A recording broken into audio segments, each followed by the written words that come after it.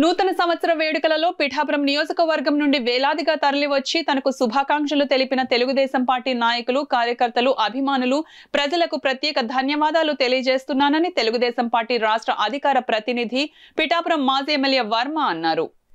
Pithapuram Telugu Desam party కార్యాలయంలో మీడియాతో మాట్లాడిన మాజీ ఎమ్మెల్యే వర్మ 2024 ఎన్నికల్లో పోటీ చేద్దామని సిద్ధపడుతున్న స్థానికేతరులను తరిమికొట్టి పిఠాపురం నియోజకవర్గంలో తెలుగుదేశం పార్టీ జెండా ఎగురవేద్దామని ఈ సందర్భంగా ఆయన పిలుపునిచ్చారు.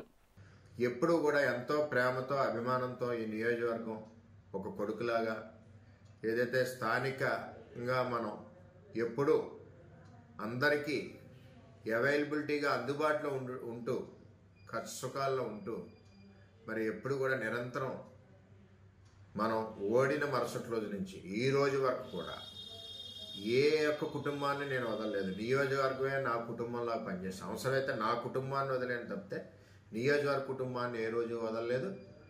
ఒకటే ప్రజలకు సేవ చేయడమే ధ్యేయంగా ఈ 4.5 సంవత్సరాలు ప్రతిరోజు తిరుగుతూ ఉన్నాం.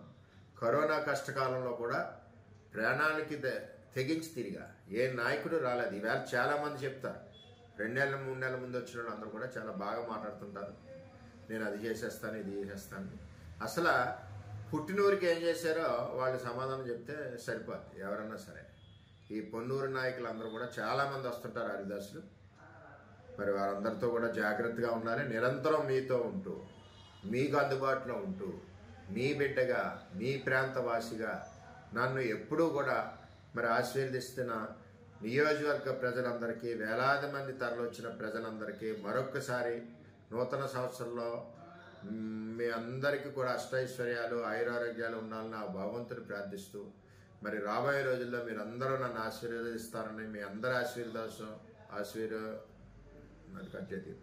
మీ అందరి ఆశీర్వచనం కోసం మరి నేను ఎదురు చూస్తూ ఉన్నాను.